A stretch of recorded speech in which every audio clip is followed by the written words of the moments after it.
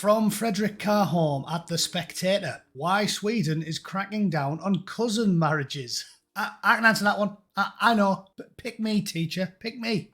Sweden's cracking down on cousin marriages because the healthcare system will collapse if 1 in every 6 children is a gibbering, web-footed mutant with their ears growing out of the neck. And judging by the demographics that I've seen coming out of Sweden the last few years, it's also evident that a great many of those that are nurtured to adulthood by the state will, in their teenage years, probably spontaneously combust on public transport. An unintended side effect, apparently.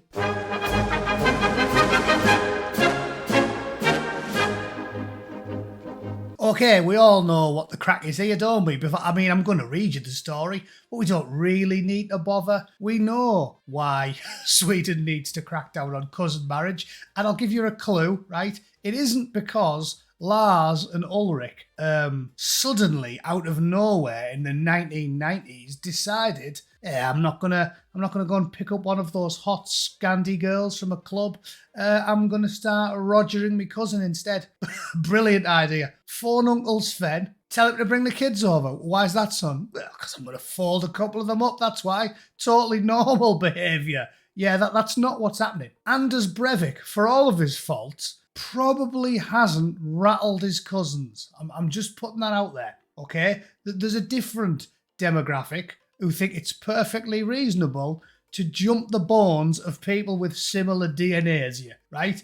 And it's also not the hillbillies in the Appalachians. It's not. The lefties love to rip the piss out of the hillbillies. Oh yeah, they all shag the cousins. Well, I've been to Alabama and I never met anyone who had even the whiff of incestuous relationships about them. Yeah, they're a bit rough around the edges and they're like drinking Mountain Dew and going shooting. But when it comes to shooting inside your relatives, there's only one group of people who seem to be doing that with aplomb in recent years, and they aren't overall wearing hicks in the deep south in the United States. No, they aren't. They are, well, you all know. I'll stop beating around the bush. I think I've delayed enough to satisfy the censors. Yeah, they are a bunch of swarthy gentlemen, typically from the Middle East and Africa, and I'll give you a clue. They all love reading a book full of writing that looks like a handicapped child did it upside down on a swing, right? You know what I'm talking about. The ones who see no glaring contradictions in praising an epileptic dwarf who ragged a 10-year-old girl. You know those people? Yeah, it's them, innit? It's them. Let's see if I've done my detective work and I've been proven right, shall we? Why Sweden is cracking down on cousin marriages. In Sweden, marrying your first cousin has long been legal, though as in the UK, it is widely frowned upon. Not anymore, boys, not anymore. In response to the growing number of cousin marriages in Sweden after a rise in holidaying gentlemen from countries where 40% of them can't read or write, the government has announced plans to ban the practice next year. A bill is currently being drafted. In Norway, a ban on cousin marriage was adopted this summer, and Denmark may soon follow in the footsteps of its Nordic neighbours. The reason for the move is the same in all the Nordic countries. Within certain large immigrant communities, the practice of cousin marriage remains common, and in parts of the Middle East and North Africa, up to half of all marriages are between relatives. Up to half. Sorry, where did you say you're from again, mate? Oh, okay, Bangladesh. Yeah, cheers. Could have figured that one out, yeah. Pakistan, which has a significant immigrant population in the UK, has one of the highest prevalences of cousin marriage in the world. And the Swedish Minister of Justice, Gunnar Strömmer, correctly argues that a ban could help combat marriages entered into under pressure or coercion. Could.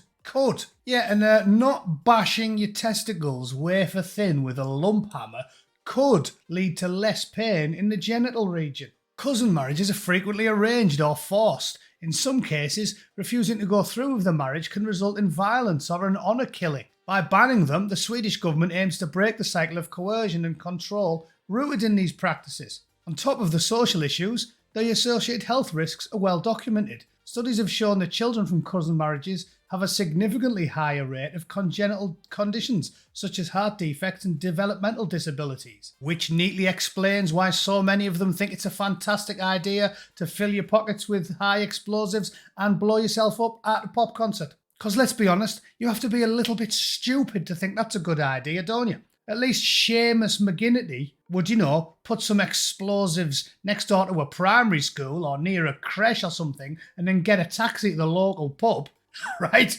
These boys think it's a good idea to pointlessly immolate yourself while you're doing it. So I didn't need to read The Spectator to know that some of them have got a head full of horse shit, did I? Despite cousin marriage being a well-known issue, for too long any debate on the subject has been shamefully sidelined. Addressing cousin marriage and its implications has been a sensitive subject here and avoided in mainstream political discourse. Notably, the people to first and most clearly raise concerns about it come from immigrant backgrounds themselves. Yeah, and that's all just internalised whiteness. That's internalised whiteness. I learnt that word off Robin DiAngelo, and she makes loads of sense, so we'll just go with that. But you don't come here for serious political commentary, do you? You come to watch me laugh at the ludicrous, insane, backwards shite that our leaders engage in on a daily basis. And this is just yet another example. This is a cherry on the top of a dog toffee sundae. Okay, so I'll put the full story in the comments and you can have a read for yourself. Suffice it to say, I can reel off all these problems. I didn't need to read that story to know them all, because anyone who drinks in the pub and talks about this with their friends is well aware of all these problems. Mutant children reared on the public expense by English care workers, beatings, honour killings, human trafficking, coercion, surprise sex, abuse, rank misogyny. The whole thing's in there. All the things that you would think the left aren't big fans of, turns out they love promoting, because the only people who'll talk about this are people that aren't far left and as a result aren't willfully ignorant and go through life with a blindfold on and ear defenders in because they don't want to have their stupid, infantile, ridiculous, childish worldview contradicted by, reality. So, that's a great story. I hope you enjoyed having all of your existing opinions confirmed 100% by The Spectator and facts and logic. All right? I hope you enjoyed that. Thanks for tuning in. Have a read of the full thing in the comments if you wish, and I will leave a description for you. Thanks to all the new members who signed up this weekend as well. I'm flying with that, so I'm sure by this time next year I can stop actually having to work for a living and pay the mortgage by talking bollocks on the internet. So that's brilliant. Thanks for all the continued support, and I'll see you all tomorrow. Toodle pip. Cheers.